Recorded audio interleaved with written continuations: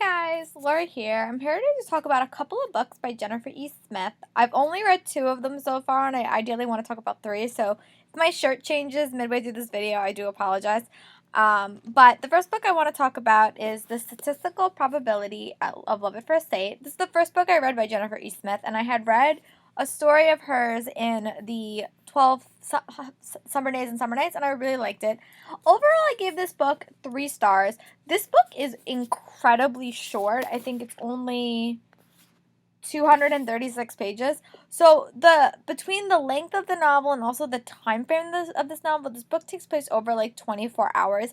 It was really hard for me to get really emotionally invested in the characters or engaged because it just happened so fast, and the book really didn't allow me to really I like the story, I like the characters, but it was harder for me to become invested because the characters were very, very basic. They weren't really all that complex. Unfortunately, just because there wasn't enough time for the author to really delve into that. But I did like the story. I really liked the character of Hadley and Oliver. I thought that they were super cute. I thought meeting on an airplane and falling in love with someone or possibly falling in love with someone and then wanting to know what happens, which is basically the presence of this. Hadley is on her way to her father's wedding, and Oliver is on the way back to England for some things that are revealed later, and they kind of meet and they strike up this connection, and then they kind of lose track of each other. So the second part of this novel is basically them trying to find their way back to each other, and some secrets are revealed. It's very, very much a self-discovery novel for both Hadley and Oliver, but it was just one of those books that, I wanted more. It had, the ending left it so open-ended, and I felt like since the book was so short, we should have had an epilogue or something just to tell me, oh, what happened to these characters. But I thought it was really, really cute. It was a really, really fast-paced read. It went by really, really fast. I've been to London before. I've been to Heathrow Airport, so that stuff was very, very familiar. I just wanted a little bit more depth to the story that it couldn't really happen with depending on the time frame. I think the book would have been a little bit better if it was a present novel, but some future elements were thrown in. They didn't really do that, so I felt like I wasn't as connected to the characters in this. But this is the first book I read by Jenifer E. Smith, so I gave it 3 stars.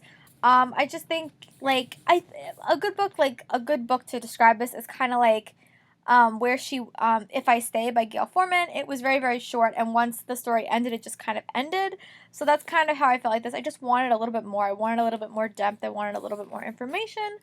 And I wanted an epilogue, which I didn't unfortunately get. But overall, I really liked it. If you want a super cute contemporary that involves some sort of traveling, I highly recommend you read this book. And I gave it 3 stars. And then the next book that I read, also by Jenifer E. Smith, is The Geography of You and Me. And this book follows Lucy and Owen. I like this book a lot. I gave this book 4 stars. I really, really enjoyed it. These two characters, it takes place in New York City in an apartment building, and these two characters meet unexpectedly in an elevator when the power goes out. I've lived in New York my entire life, and we have had power outages, so for me, this book was really, really reminiscent of, the summer blackout that we had a few years ago, so I just can totally see, that happening. And then these characters kind of get thrown in a whirlwind, and they kind of go in 2 totally different directions. One goes abroad, one stays in the United States, but they keep going to different places, but they kind of still stay in contact with each other throughout this. And it's just a really, really cute story. It takes place over basically a year. And I just fell in love with these characters, and I love their past, their progression. I love everything that was happening with them. I felt so invested by the end of this novel that, I needed to know what happened. So this was definitely a very, very fast-paced read, but for a very different reason than this novel. This novel, I knew it was going to end, so I wasn't as emotionally connected, but this novel, I was so emotionally connected, and it took place over a much longer time frame. There was emails that were connected, there was a lot of traveling in this on Lucy's side of it, and I've been to a few of these countries, but not a lot, so it was just fun reading about these countries from her eyes, and then learning about Owen, and they really just were such fun characters to read about and explore. Again, a very, very big self-discovery novel for both of these characters. But it was a really, really fast and quick paced read. I overall really, really enjoyed it. It was super fun. And yeah, I don't know. I really like their romance. I like that it wasn't rushed. I like that it was a very, very slow burn relationship. Again, I wanted to know, like, after the ending what happened, but that's what I say about all romance novels.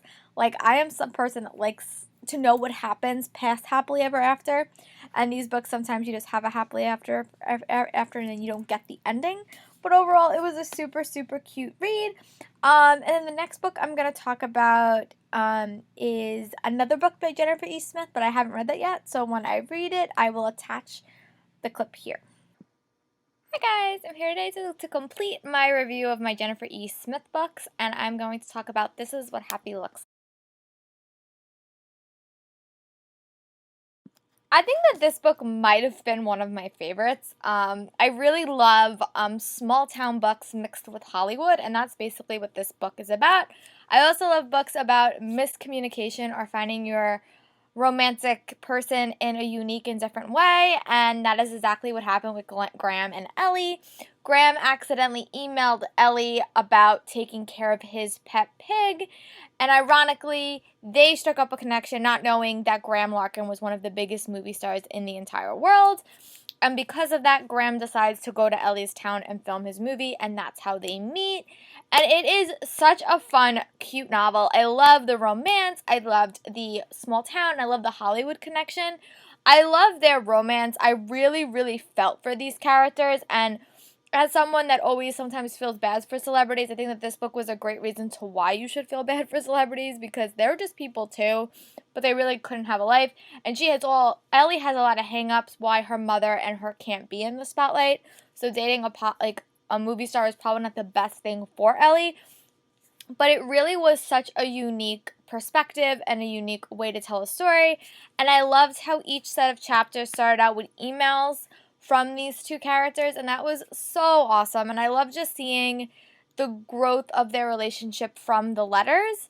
And I really, really like that. So I thought that the development of their relationship, I love the town setting.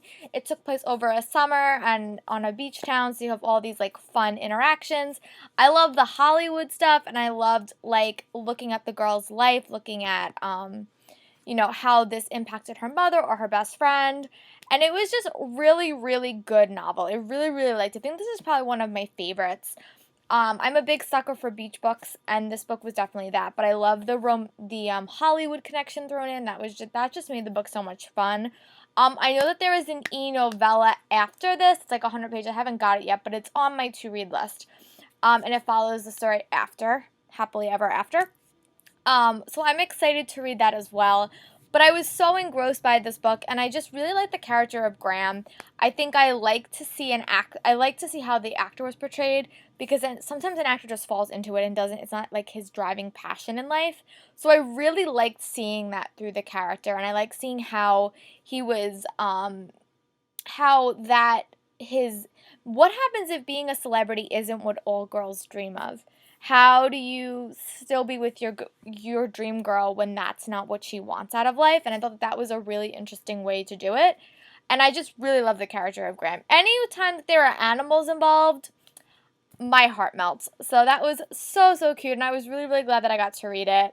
It was a perfect beach read. And also check out my video. I'm going to do it now. It's going to be all the summer contemporary books that I've read in the month of August. So check that out. But overall, if you like cute romantic books, I would pick up anything by Jennifer E. Smith.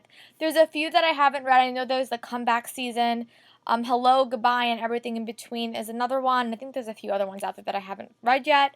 But she's a really, really good writer, and I was really, really impressed with her. So let me know your comments if you guys have read those books, if you read these, and what were your thoughts. And I'll talk to you guys later. Bye!